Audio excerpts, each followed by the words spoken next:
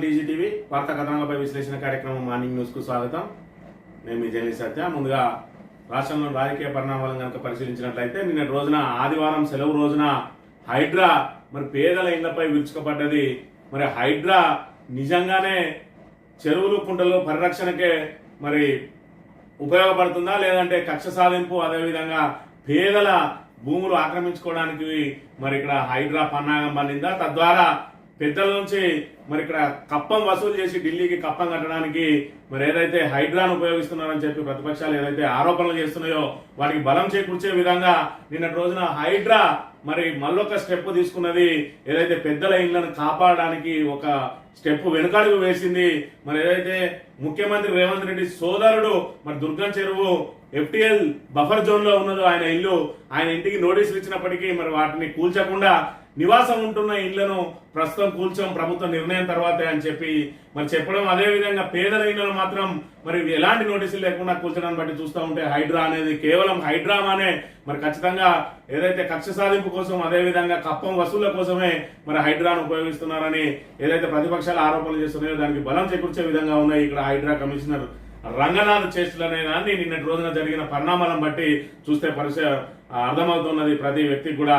ఇక ఏదైతే మరి ఇక్కడ రైతులు ఆత్మహత్యలు చేసుకుంటూ ఉన్నారు, రైతు భరోసా లేదు, అదేవిధంగా ఇప్పటి వరకు రుణమాఫీ లేదు అని చెప్పి కూడా ప్రతిపక్షాలు తీవ్రంగా ఆరోపణలు చేస్తున్న నేపథ్యంలో రైతు భరోసాకు ఇంకా 22 రోజులు మాత్రమే సమయం ఉన్నది, పంట కోతకొచ్చే సమయం అయినప్పటికీ కూడా ఇంకా రైతు భరోసా ఇవ్వడం లేదని చెప్పి ఇటు రైతులతో పాటు ఇటు ప్రతిపక్షాలు కూడా ఆరోపణలు చేస్తున్న పరిస్థితిని మనం ఇక్కడ ప్రధానంగా గమనించవచ్చు.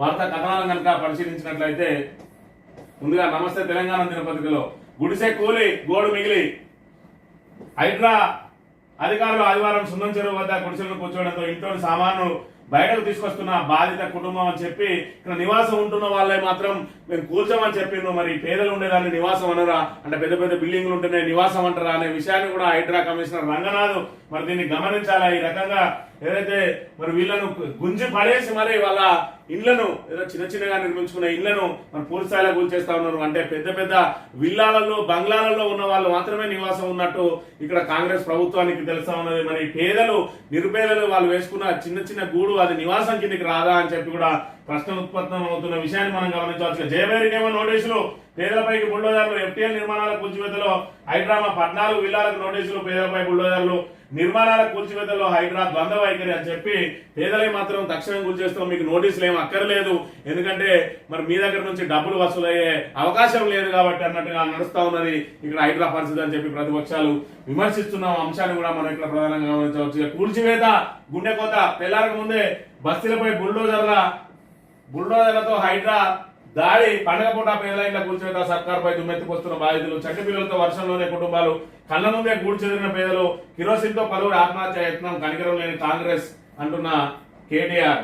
ఇక్కడ చావే శరణ్యం అని చెప్పి మరి ఇక్కడ ఆదివారం తెల్లవారుజామున హైడ్రా అధికారులు ఏదైతే తమ ఇళ్లను కూల్చివేయడానికి మరి వచ్చిన తమకు చావే శరణ్యం అని చెప్పి ఇక్కడ మరి గ్యాస్లను పోసుకొని ఆత్మహత్య చేసుకోవడానికి కూడా సిద్ధపడుతున్న వీళ్ళను గమనించవచ్చు. ఏదైతే తమ గూడును మరి ఏదైతే జీవితాంతం తాము పోగేసుకున్న డబ్బులతోటి మరి ఒక ఇంటిని నిర్మాణం చేసుకుంటే మరి అన్ని రకాల అనుమతులు తీసుకున్న తర్వాత ఈ రోజు వచ్చి బఫర్ జోన్ అయింది FTL అని చెప్పి మరి మా ఇళ్లను కూల్చేస్తా ఉన్నారు. పెద్దల ఇళ్లను అదేవిధంగా మంత్రులు ఎమ్మెల్యేలకు సంబంధించిన ఫామ్ హౌస్ల జోలికి మాత్రం హైడ్రా వెళ్ళడం లేదని చెప్పి వీళ్ళు ఆరోపిస్తున్న పరిస్థితిని కూడా మనం ఇక్కడ ప్రధానంగా గమనించవచ్చు. ఇక మరొక మరి కామెంట్స్ కనుక చూసినట్టయితే కేసీఆర్ తెలంగాణ వేస్తే నువ్వు గురుస్తున్నావు, కేసీఆర్ 28 రోజులు 30 రోజులు నిరాదీక్ష చేసి తెలంగాణ తెస్తే నువ్వేం చేశావయ్యా, మాలాంటి వాళ్ళ ఇల్లు కడుపులు కొట్టడానికి వచ్చావు, ఏదైనా మంచి పని చేసి శభాష్ అనిపించుకోవాలి, అంతేగాని ఇలా పేదల ఇళ్లపై పడతావా, మేము డబ్బులు ఖర్చు పెట్టుకుని కోర్టుకు వెళ్ళాం, కోర్టులు ఎందుకున్నాయి, కేసు అక్కడ ఉండగానే ఇక్కడికి వచ్చి ఎలా కూరుస్తావు, మేమేం దొంగతనం చేయలేదు, కష్టపడి లోన్లు తెచ్చుకొని ఇల్లు కట్టుకున్నాం అని చెప్పి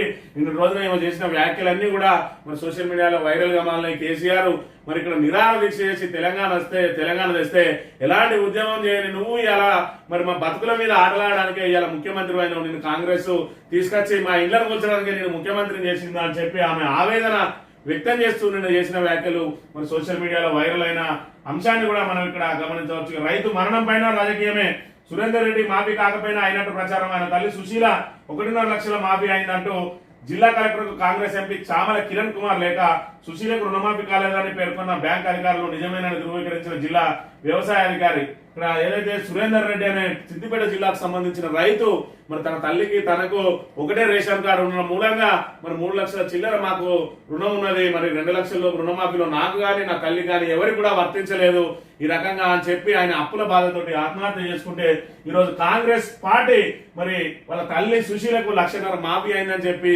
మరి ఎంపీ చామల కిరణ్ కుమార్ రెడ్డి ఏకంగా కలెక్టర్కే లెటర్ రాసిండు. అసలు కలెక్టర్ మరి ప్రజాప్రతినిధులకు చెప్తారా అయింది కాని విషయాలు మరి అధికారికంగా ఎంపీ కలెక్టర్ లేఖ రాసిందంటే కాంగ్రెస్ మరి అబద్ధాలు ఏ విధంగా ఉన్నాయనేది ఇక్కడ మనం గమనించవచ్చు. ఎంపీకి ఎట్లా తెలుస్తుంది, మరి ఇక్కడ కలెక్టర్ తెలియని అంశాలు ఎంపీకి ఏ విధంగా తెలుస్తాయి అనే విషయాన్ని కూడా మనం గమనించాలి. అంటే ప్రజలను తప్పుదో పట్టించడానికి ఏదైతే రైతులు మరి ఆత్మహత్యలు చేసుకున్నారో మరి వాటికి సంబంధించి మా బాధ్యత లేదు, అది వాళ్ళ వ్యక్తిగతమే అని చెప్పి మరి ఇక్కడ సమస్యను తప్పుదో పట్టియడం కోసం ఈ రకంగా కాంగ్రెస్ మరి పెద్ద స్థాయిలో ఉన్న ఎంపీ స్థాయి ప్రజాప్రతినిధులు కూడా ఈ రకంగా ప్రజలను తప్పుదో పట్టియడానికి అబద్ధ ప్రచారాలు చేస్తుండడాన్ని మనం ఇక్కడ ప్రధానంగా గమనించవచ్చు.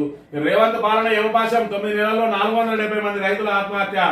రైతు రుణమాఫీ ఎగవేసేందుకు 31 సాకులు, రేషన్ కార్డు లింకు లేదని అసెంబ్లీలో చెప్పారు. సురేందర్ రెడ్డి ఆత్మహత్యతో లింకు నిరూపితం. ఆంక్షలతో కుటుంబ బంధాలు చిచ్చుపెట్టారు. అవివాహితులకు రుణమాఫీ చేయడం లేదు. పెళ్లే కాని వారు భార్య ఆధార్ కార్డు ఇవ్వాలట. రుణమాఫీ కాకపోయే, రైతు బంధు రాకపోయే, మాజీ మంత్రి ఎమ్మెల్యే హరీష్ రావు ఆగ్రహం అని చెప్పి మరి ఏదైతే ప్రభుత్వం వచ్చిన తర్వాత 9 నెలల్లో 470 మంది రైతుల ఆత్మహత్యలకు పాల్పడ్డారు. మరోవైపు ఇప్పుడు రుణమాఫీ కూడా రైతులను ప్రాణాలను తీస్తా ఉన్నది.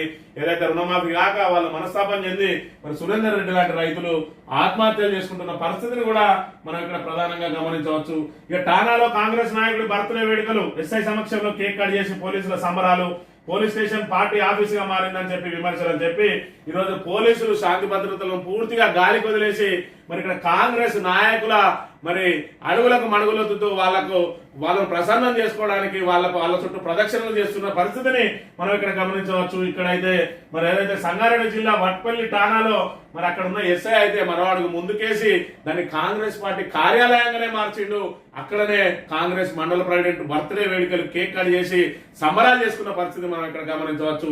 గతంలో చూసిన మాదేపూర్ ఏదైతే మంతని నియోజకవర్గంలోని మాదేపూర్ ఠాణాలో మరి అక్కడ కాంగ్రెస్ నాయకుడు ఏదైతే జడ్పీటీసీ భర్త ఏకంగా సౌండ్ బాక్సులు పెట్టుకుని డాన్సులు చేసిన పరిస్థితిని కూడా చూసినాం.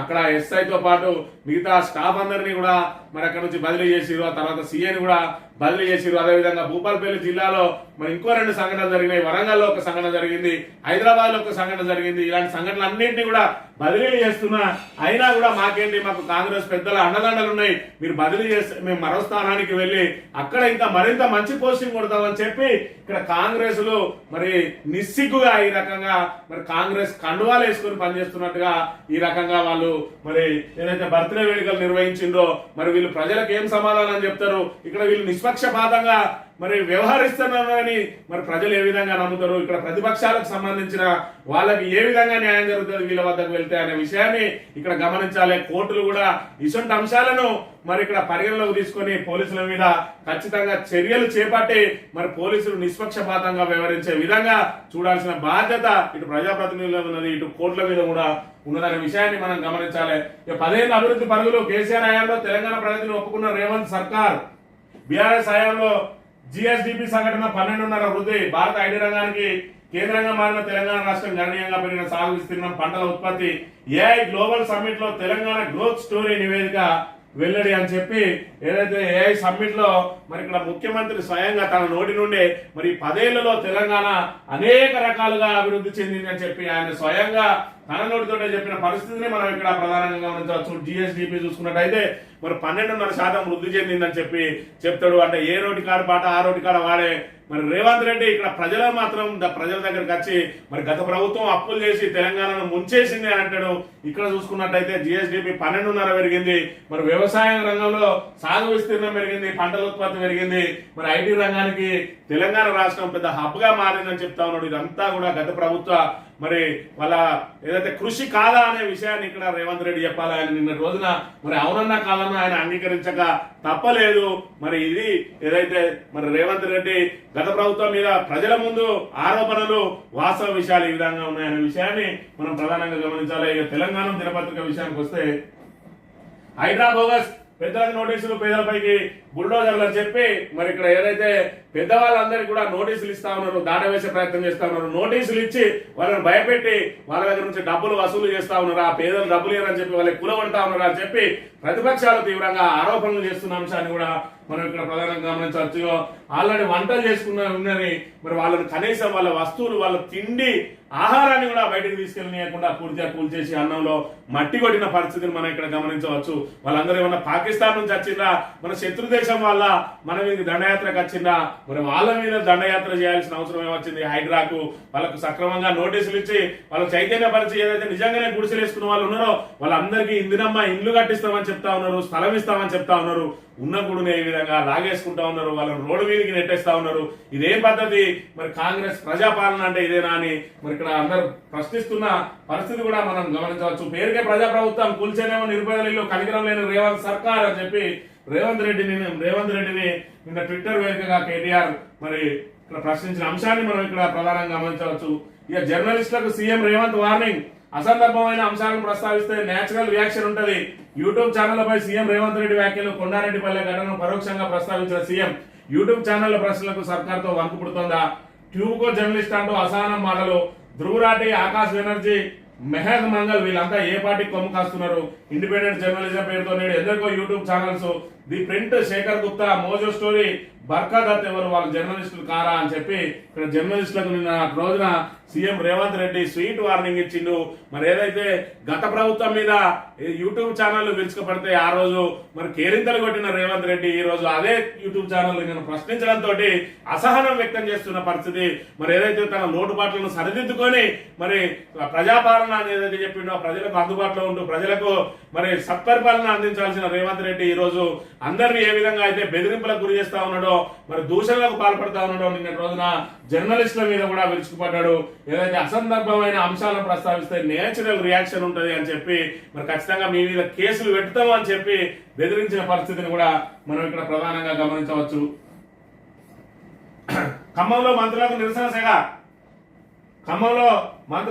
సెగ తగిలింది. ఆదివారం కేంద్ర మంత్రి కిషన్ రెడ్డి, రాష్ట్ర మంత్రి పొంగులేటి శ్రీనివాసరెడ్డి ఖమ్మం జిల్లాలోని దంసలాపురంలో వరద ప్రభావిత ప్రాంతాలను పరిశీలించారు. వారి వెంట ఎంపీలు మరి విశ్వేశ్వర రెడ్డి, ఈటల రాజేందర్ ఉన్నారు. వరద ప్రాంత బాధితులు మీరు పర్యటిస్తున్నా అక్కడ ప్రజలు అడ్డుకున్నారు, తమకు ఎలాంటి సాయం అందలేదని బాధితులు రోడ్డు పైన నిలదీశారని చెప్పి మరి ఇక్కడ ఖమ్మంలో ఏదైతే వరద ప్రాంతాలను కిషన్ రెడ్డి అదేవిధంగా ఎంపీల బృందం, బీజేపీ ఎంపీల బృందం మరి పర్యటించిందో వాళ్ళ వెంబడి మరి రాష్ట్ర మంత్రి పొంగులేటి శ్రీనివాసరెడ్డి కూడా ఉన్నాడు. మరి ఈ రోజున మరి ఏదైతే వరద బాధితులు ఉన్నారో వాళ్ళందరూ కూడా మరి వాళ్ళని అడ్డుకొని మాకు ఇప్పటి వరకు ఎలాంటి సాయం అందలేదని చెప్పి కూడా నిలదీసిన పరిస్థితి. మరి దాంతో ఖచ్చితంగా సాయం అందిస్తామని చెప్పి మరి ఏదైతే ఎస్డిఆర్ఎఫ్ నిధులను మరి యూటిలైజేషన్ సర్టిఫికెట్ యూసి ఇంకా కేంద్రానికి అందజేయలేదు రాష్ట్ర ప్రభుత్వం అని చెప్పి రాష్ట్ర ప్రభుత్వం మీద నెపం నెట్టి వెళ్ళిపోయిన పరిస్థితిని మనం గమనించవచ్చు. ఏదేమైనా ఇక్కడ రాష్ట్ర ప్రభుత్వం కానీ కేంద్ర ప్రభుత్వం కానీ మరి ఇక్కడ పేదలను ఆదుకోవడానికి తక్షణ సాయం కోసం అయితే మరి వాళ్ళకి ఇప్పటి వరకు అందలేదు. వారం రోజులు గడిచింది. మరి ఏదైతే పునరావాస కేంద్రాల్లో మరి ఆ అన్నం తిరుగుకుంటూనే బతకండి అన్నట్టుగా ఉన్నాయి వాళ్ళ. అంతేగాని మరి ఏదైతే పునరుద్ధరణ పనుల కోసం మాత్రం వాళ్ళకు తక్షణ సాయం ఇప్పటి వరకు కూడా అందరి పరిస్థితిని మనం గమనించవచ్చు. అనాథ వేటుపై నేడే తీర్పు. ఇరు పార్టీలో ఉత్కంఠ. పార్టీ ఫిరాయింపులో పాటుపడిన ఎమ్మెల్యేలపై చర్యలు తీసుకోవాలన్న పిటిషన్లపై నేడు తెలంగాణ హైకోర్టులో తీర్పు వెలువడనుందని చెప్పి ఏదైతే బీఆర్ఎస్ నుంచి మరి కాంగ్రెస్ లోకి చేరిందో వాళ్ళ మీద అనర్హత వేటు వేయాలని స్పీకర్ వద్దకు వెళ్తే స్పీకర్ అట్లనే పెండింగ్ లో ఉంచుకున్నాడని చెప్పి హైకోర్టుకు వెళ్ళిండ్రు. గత నెలలోనే దీని మీద వాదనలు ముగిసినాయి. మరి ఈ రోజు తీర్పు వెలువడనున్నది. ఈ నేపథ్యంలో ఇరు పార్టీలు కూడా ఉత్కంఠగా ఎదురు చూస్తా ఉన్నాయి. మరి ముగ్గురికి సంబంధించిన వాళ్ళ వినే ఇప్పటికీ హైకోర్టులో ఉన్నది. అదే హైకోర్టు ఖచ్చితంగా మరి ఏదైనా సమయం పెట్టి ఈ లోపు నిర్ణయం తీసుకోమని స్పీకర్ కనుక ఆల్టిమేటం జారీ చేస్తే మిగతా ఎమ్మెల్యేల మీద కూడా అదే నిర్ణయం తీసుకోవాల్సి వస్తుంది. కాబట్టి ఒకవేళ హైకోర్టు కనుక మేము జోక్యం చేసుకోలేము అన్న పరిస్థితులలో ఉంటే మరి ఖచ్చితంగా బీఆర్ఎస్ సుప్రీంకోర్టు కూడా వెళ్ళడానికి అన్ని సిద్ధం చేసుకొని పెట్టుకున్నది. సుప్రీంకోర్టుకు వెళ్తే మాత్రం నిలదోపే వాళ్ళ మీద వేటు పడే అవకాశం ఉంటుంది. అది మరి ఇక్కడ హైకోర్టు ద్వారా జరుగుతుందా లేదా అంటే సుప్రీంకోర్టుకు వెళ్లాల్సి వస్తుందా, మరి ఈ రోజు ఏం తీర్పు వెలువడబోతా ఉన్నదని చెప్పి ఇరు పార్టీలు కూడా ఎదురు చూస్తున్న పరిస్థితిని మనం ఇక్కడ ప్రధానంగా గమనించవచ్చు. ఈ సాక్షి దినపత్రిక విషయానికి వస్తే మళ్లీ ముంపు వణికిపోతున్న మున్నేరు వరద బాధితులు పరివాహక ప్రాంతాలను వదలని భారీ వర్షాలని చెప్పి మరి ఏదైతే మున్నేరు వాగుకు సంబంధించి అదేవిధంగా ఆకేరు వాగుకు సంబంధించి మళ్లీ ముంపు రాబోతా ఉన్నది. ఇంకా వర్షాలు మరి పడే అవకాశం ఉన్నది అని చెప్పిన నేపథ్యంలో వాళ్ళందరూ కూడా ఇంకా వాళ్ళ పునరుద్ధరణ పనులే పూర్తి కాలేదు, మళ్ళీ వరదలు రాబోతా ఉన్నాయని చెప్పి భయపడుతున్న పరిస్థితిని మనం ఇక్కడ గమనించవచ్చు. నిజమైన పాత్రికేయులకు అండగా ఉంటాం. మరి నిజమైన పాత్రికేయులు ఎవరు అని అంటే ఇటు ఆంధ్రజ్యోతి కానీ, లేదంటే ఈనాడు కానీ, లేదంటే ఆయన అడుగులకు మడుగులొస్తే వాళ్ళు ఎవరైనా కూడా నిజమైన పాత్రికేయులు. ఈయనను ప్రశ్నించిన వాళ్ళు మాత్రం మరి వాళ్ళు ఏదైతే ప్రజా కంటకులు అన్నట్టుగా ఉన్నది ఆయన పరిస్థితి అనే అంశాన్ని మనం ఇక్కడ ప్రధానంగా గమనించవచ్చు. ఈ ఆంధ్రజ్యోతి విషయానికి వస్తే దీప్తికి group 2 job, coach Nagapuri Ramesh కు 10 లక్షలు, కోటి నగదు, వరంగల్లో 500 గజాల స్థలం, పారా ఒలింపిక్స్ కాంస్య పథక విజేత దీప్తికి మరి గ్రూప్ 2 జాబ్ తో పాటు కోటి నగదు, అదేవిధంగా 500 గజాల స్థలము, అదేవిధంగా కోచ్ నాగపూర్ రమేష్ కూడా 10 లక్షలు అని చెప్పి పారా ఒలింపిక్స్ లో మరి కాంస్య పథకాన్ని తీసుకొచ్చింది. మరి పారిస్ లో జరిగిన ఏదైతే పారా ఒలింపిక్స్ సందర్భంగా మరి ఆ దీప్తికి గ్రూప్ 2 జాబ్ తో పాటు 500 గజాల స్థలాన్ని, కోటి నగదును ఇవ్వనున్నట్టు ప్రభుత్వం ప్రకటించిన అంశాన్ని మనం గమనించవచ్చు.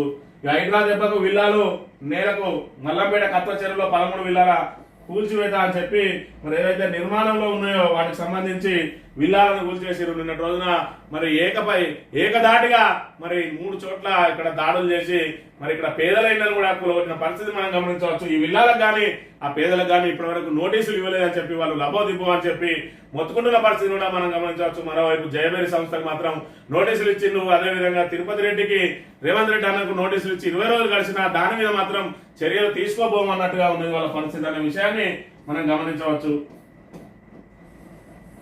ఏసీబీ చీఫ్ గా విజయ్ కుమార్, సైబరాబాద్ చీఫ్ గా సివి ఆనంద్, విజిలెన్స్ డీజీగా కొత్తగూడ శ్రీనివాసరెడ్డి, పలువురికి అదనం బాధ్యతలు వినాయక చవితి సమయంలో ఊహించని రీతిలో బదిలీలు అని చెప్పి మరి ఇక్కడ సివి ఆనంద్ ఎవరైతే ఉన్నారో ఏసీబీకి ఇప్పటి వరకు చీఫ్ గా ఉన్న వ్యక్తి, ఆయన సగటున 48 గంటలకు ఒకరి చొప్పున మరి ఇప్పటికే సుమారు 150 మంది అవినీతి అధికారులను మరి పట్టుకున్నారు. మరి ఏసీబీ అంటేనే హడలు ఉట్టించే స్థాయిలో ఈరోజు ఆయన అనూహ్యంగా మరి హైదరాబాద్ సిపిగా బదిలీ చేసిండ్రు. అదేవిధంగా అక్కడ ఉన్న కొత్తకోట శ్రీనివాసరెడ్డి సిపిని విజిలెన్స్ డీజీగా చేసిండ్రు.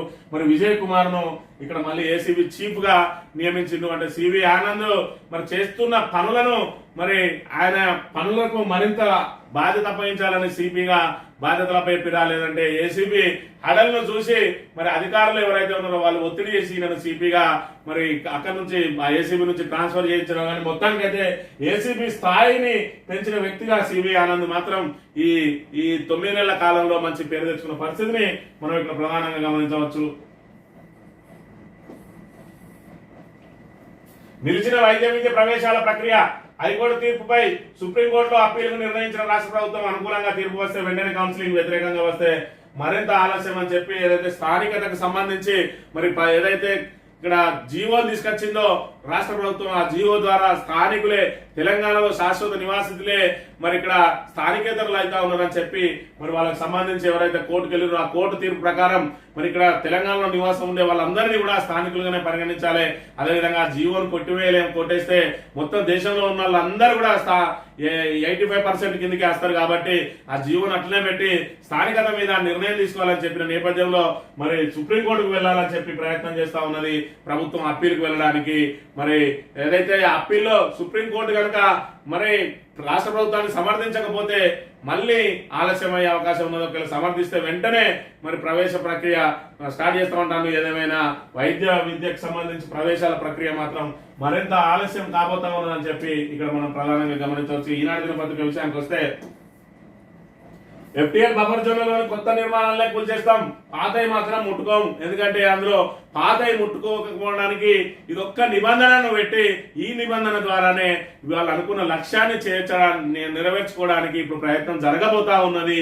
మరి ఇక్కడ నివాసం ఉంటున్న నిర్మాణాలు కూల్చేయమంటే అక్కడ ఫాతిమా కాలేజీ ఏదైతే ఓవైసీకి సంబంధించిన వాళ్ళ కాలేజీలు ముట్టుకోవద్దు, మల్లారెడ్డి కాలేజీలు ముట్టుకోవద్దు, పల్లా రాజేశ్వరరెడ్డి కాలేజీలు ముట్టుకోవద్దు. అదేవిధంగా దుర్గం చెరువు చుట్టూ ఉన్న మరి వందలాది ఇండ్లు ఏవైతే ఉన్నాయో, విల్లాలు ఏవైతే ఉన్నాయో, ఖరీదైన మరి ఇల్లు ఏవైతే ఉన్నాయో వాటిని ముట్టుకోరు. ఏదైతే పేదలు కట్టుకున్న వాటిని ముట్టుకొని వాటిని కూల్చేసి పెద్దవాళ్లను భయపెట్టి తద్వారా తమ పనులు మరి పూర్తి చేసుకోవడానికి చేసే ప్రయత్నమే అని హైడ్రాది రోజు రోజుకు చూస్తూ ఉంటే హైడ్రా మీద విమర్శలు పెరిగిపోతున్న అంశాన్ని మనం ఇక్కడ ప్రధానంగా గమనించవచ్చు. రుణమాఫీ ఆంక్షలతో రైతు కుటుంబాల్లో చిచ్చు, రేషన్ కార్డు లింక్ తో కుటుంబ సంబంధాలు విచ్ఛిన్నం, సురేందర్ రెడ్డి ఆత్మహత్యతో ఇది నిరూపితమైంది. మాజీ మంత్రి హరీష్ రావు ధ్వజం అని చెప్పి మరి రుణమాఫీకి సంబంధించి ఆంక్షలతోటి కుటుంబాల్లో చిచ్చు పెడతా ఉన్నది. ఏదైతే రేషన్ కార్డు నిబంధనతోటి మరి పెద్ద కొడుకుతోటి రేషన్ కార్డు తోటి ఉన్నది ఎవరైతే వాళ్ళ అమ్మ, మరి అదే విధంగా ఇంకో ఇద్దరు కొడుకులు ఉన్నట్టయితే వాళ్ళకు విడివిడి రేషన్ కార్డు నుండి ఎవరో ఒకరితోటి వాళ్ళ అమ్మకు ఉంటది. ఇప్పుడు వాళ్ళ అమ్మకు సంబంధించిన మరి రుణమాఫీ కానీ ఆయనకు సంబంధించి ఎవరికి ఒక్కరికి అయ్యే అవకాశం ఉన్నది. కాబట్టి ఈ రకంగా ఎవరింట్లో కూడా మరి ఉన్నా కూడా ఈ రకంగా అయితే ఉన్నది. రేషన్ కార్డు తోటి లింకే అవసరం లేదన్నారు, మళ్ళీ రేషన్ కార్డు లింక్ పెట్టి ఇంకా అనేక మందికి రుణమాఫీ కాలేదని చెప్పి మరి ప్రభుత్వం ఏదో కొంతమందికి రుణమాఫీ చేసి చేతులు దులుపుకున్నదని చెప్పి కూడా ఆరోపణ చేస్తున్న పరిస్థితి మనం గమనించవచ్చు. ఇంటి పరిహారం 17,500కి పెంపు, వరద బాధితులకు మరింత సాయం ప్రతిపాదనపై అధికారులకు సీఎం సూచనలు. ఖమ్మం నగరం దంసలాపురం పునరావాస కేంద్రంలో బాధితులతో మాట్లాడుతున్న ఉప ముఖ్యమంత్రి బట్టి విక్రమార్క. ఎంత ఖర్చైనా వరద బాధితులను ఆదుకుంటాం ఉప ముఖ్యమంత్రి బట్టి విక్రమార్క అని చెప్పి ఎంత ఖర్చైనా బాధితులను ఆదుకుంటామని చెప్పి చెప్తా ఉన్నారు. మరోవైపు 17,500లకు పరిహారం పెంచిందని, మరి ఇప్పటివరకు 10,000 ఇస్తా అన్నారు, 17,500 పెంచిందన్నారు. మరి ఇంకా ప్రకటనలకే పరిమితం అవుతుందని చెప్ప ఇప్పటివరకు మాకు ఎలాంటి సాయం అందలేదని చెప్పి కూడా వాళ్ళందరూ మొత్తుకుంటున్న పరిస్థితిని మనం ఇక్కడ గమనించవచ్చు. ఏది ఏమైనా కూడా ఇప్పుడు రాష్ట్రంలో మరి ఏదైతే దేశంలో ఉన్న ఈ 3 కాంగ్రెస్ పాలిత రాష్ట్రాలు ఏవైతే ఉన్నాయో అవన్నీ కూడా దివాలా తీస్తున్న పరిస్థితిని అయితే మనం ప్రధానంగా గమనించవచ్చు. తెలంగాణలో మేకపోతు గాంభీర్యంతో మరి ఇక్కడ గాలి మాటలతోటి మరి గాలిలో మేడలు కడుతూ రేవంత్ రెడ్డి ఇంకా ప్రజలను నమ్మించే ప్రయత్నం చేస్తా ఉన్నాడు. మరోవైపు సంక్షేమ పథకాలన్నింటినీ అటకెక్కించిండు. మరి ఇక్కడ అప్పుల పాలైనమని చెప్తా ఉన్నాడు. జీతాలకే వెళ్ళని పరిస్థితి ఉన్నది. అయినప్పటికీ కూడా కొత్త కొత్త అంశాలను మాత్రం తెర మీదకి తీసుకొచ్చి అరచేతిలో వైకుంఠం చూపిస్తున్న పరిస్థితిని మనం ఇక్కడ ప్రధానంగా గమనించవచ్చు.